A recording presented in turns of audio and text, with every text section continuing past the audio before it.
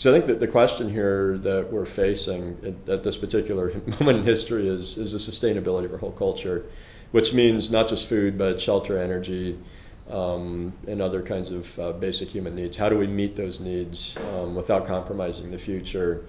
And I guess my question would be, how do we meet those basic needs of food, energy, and shelter while actually enhancing the quality of our local environment, while actually enhancing the vitality of our communities, while actually enhancing the vibrancy of our local economies? I mean, I think that's the fundamental question of sustainability. So I think local food is one piece of that. I think when you start looking at alternative building, we're in a straw bale structure. The straw bale structure here, that we're in, is also part of the local food economy, because the straw was purchased from a local farm that's about 3 miles down the road. A lot of the earth plaster was either from clay right here or clay not too far off the site. The sand is local. The wood was harvested sustainably from our forest here and built right on site. So most of the components of the straw bale building come from about a 4 to 5 mile radius of this site. And I think that's also part of a local farm economy, because all the materials that you see here are coming off of the land right here in Northeast Ohio. And so I think, the local foods movement gives us an opportunity to think about how we can connect some of these basic needs with the resources that we have right here. The latest tally that I've taken along with some of my colleagues over at the College of Urban Affairs indicates that there are about 17,000 vacant lots in Cleveland. So the question then becomes what to do with the vacant land. And it seems to me that urban agriculture might be one very desirable, innovative way of developing all this vacant land.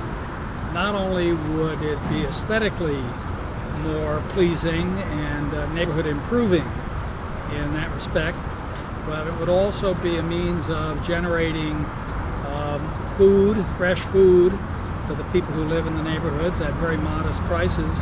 And in some of the neighborhoods, there is very little access to fresh food, since many supermarkets have closed down in these neighborhoods. For another possibility, this may be a way to engage the youth of the community or young adults of the community in exploring the possibilities of urban agriculture, possibly getting paid as part of it, as well as enjoying the produce that gets developed. So as far as I'm concerned, an urban agricultural program similar to the one that we have here is very much of a win-win kind of a situation. City Fresh has been a great initiative in terms of it has brought, it has connected local farmers to low-income neighborhoods and given a taste of fresh produce and made it affordable for inner city neighborhoods. So I think that's a program that certainly helps. There are gardening programs that improve access to produce. If you're growing your own, you certainly have access to it. We also have a urban market gardener training program, and which is promoting creating urban farms or small scale farms where fresh produce can be grown, which can be sold into to local neighborhoods, to low income neighborhoods.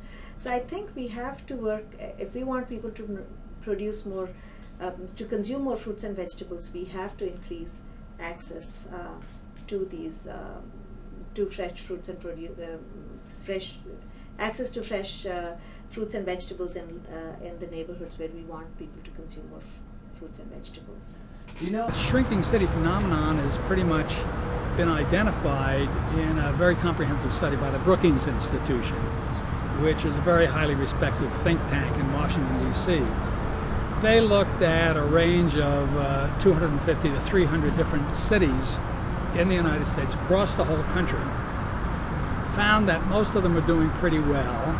In many parts of the country, these central cities are growing very rapidly. Las Vegas, for example, Phoenix, places like that are growing very, very rapidly. But there are about 65 not a small amount by any means. About 65 cities that they identified, mostly in the Midwest and the Northeast, that are falling further behind. And they made a whole bunch of recommendations with regard to those 65 cities. It seems to me that the same phenomenon that we now begin to call or refer to as shrinking cities is taking place in all of those former industrial, older Midwest and Northeast cities. And that is shrinking population, shrinking investment, loss of jobs, growing percentage of the poverty in the resident population, old infrastructure that is extraordinarily expensive and difficult to replace. All of them are suffering from the same kinds of problems. And in the face of those problems, these cities are simply going to have to respond. And whether they respond quickly or slowly, whether they respond ultimately down the road, how much attention they give to this phenomenon, they're all in the same grip of forces that really transcend the city itself. And so it's my judgment that the people who will be able to deal with these problems best will be those who face the future with some reality and try to do the best they can in a creative way dealing with their problems. Food is an economic vector. There's billions of dollars in whole communities that go untapped within our region, the Great Lakes region, specifically from Erie, Pennsylvania, and/or Buffalo over to Detroit. This Rust Belt, as they refer to it, is full of food dollars. When we look at how much is coming into this region, and we look at how much is being exported out of the region via corn and soybeans, we have to ask ourselves, why are we exporting so many tons of corn? Why are we exporting so many tons of soybeans to feed animals that in return are shipped someplace else or shipped back here in a different form? How many billions of dollars is being spent on exporting and then importing stuff back into Northern Ohio, or back into Southern Michigan, or back into Western Pennsylvania and/or New York? I'd like to think about the economics of local food, think about the economics of what we can do. And I don't know how many square miles Glenville is, but if I think about how many acres, 100+ acres are in Glenville, if that, and how much economic gross we can get out of a square foot of these acres, and how many young people I see on the streets not doing anything. And in the professional journals, like the Journal of the American Planning Association and Planning Magazine, you're beginning to see more and more articles talking about food, the need to provide people who are separated from fresh food with fresh food, and the resolution to the question, what to do with all the vacant land. So I think that's a growing topic in planning. And so I think we have to face the future in a practical way and do the best we can with it. And that's why I think urban agriculture is one thing that should be part of our thinking. Not necessarily in the rudimentary aspects that we have now, maybe with greenhouses or variations on greenhouses, modern variations on greenhouses, maybe with some attention devoted to canning and preserving some of the produce, which after all is seasonal. So those seem to be good things to think about. But once upon a time around here, we had a really vibrant hothouse industry. Mm-hmm. They got shut down because they heated with soft brown coal and were polluting everything.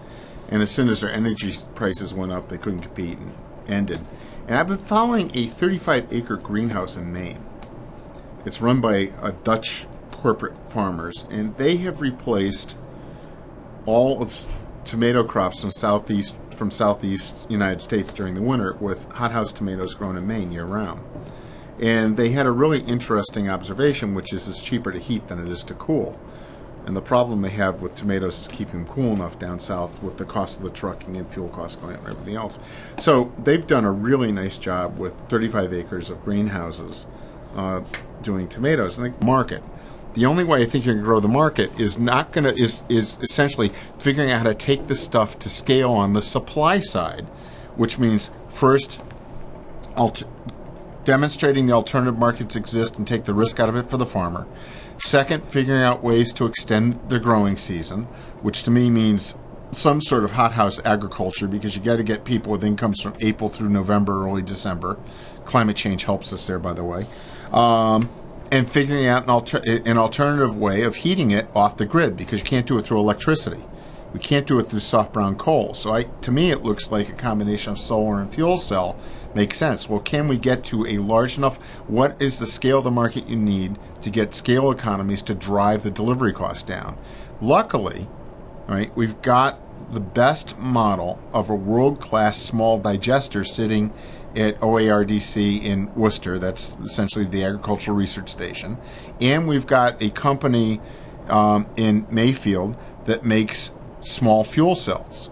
Now, right now, they aren't cost competitive for this, but what type of scale do you need to bring them down to this? I would love to see Benson Lee, who runs TMI, be involved in serious conversations with the alternative farm community to put together demonstration test kits. Essentially, what you do is do a demonstration, 1 to 5 demonstration hothouses with crops, and then figure out, backing out the numbers from what you can sell the product at, to figure out what capitalized cost of greenhouse and fuel source that you need to make this thing happen. Essentially, back into the numbers. If you can make it work in Maine, you should be able to make it work here. So I think we do need to, think beyond just the local food system, but starting to think, how can we connect regions so that there is some kind of a flow. Certainly here in the north, we can grow about 6 months out of the year. So local food system would be not just about growing, but canning and preserving, and maybe forming some relationships with more southern states or regions to create that flow of food. So I think it's important to look at the limitations of just entirely focusing on a local food system. But I do think one of the most important things about local food systems and kind of orienting things in that way is that's how we begin to rebuild the strength of our whole food system as a nation, or a whole food system as a globe, is by beginning to stitch back together that web of connections between the local environment and the community that lives there. I think the college has evolved a lot. There's interest in local foods that goes back to 1988, and some students did this whole study on the co-op dining system, which is about 25% of the student body, and then the institutional dining service. In 2000, Bon Appetit, which is a national service management company, took over the contract for Oberlin College, and they have as a corporate philosophy this farm to fork idea. They want to source as much food as they can locally. It's something that they have as a corporate policy, basically, for all their accounts across the country. So when they came on board in 2000, there's very little spending for local food. Last year, they got up to about $750,000 of spending from the dining halls that were going to local farmers and local businesses. If you add the student co-ops, that figures up to about $920,000. So, it's within reach for Oberlin College, as just one institution, to be putting almost $1 million into the local economy. When you think about the $6.9 billion that residents of Northeast Ohio collectively spend, you begin to realize there's a huge economic opportunity here that's also good for the environment, keeps farmers on the land, connects us more as communities. What's there that's not good about this system?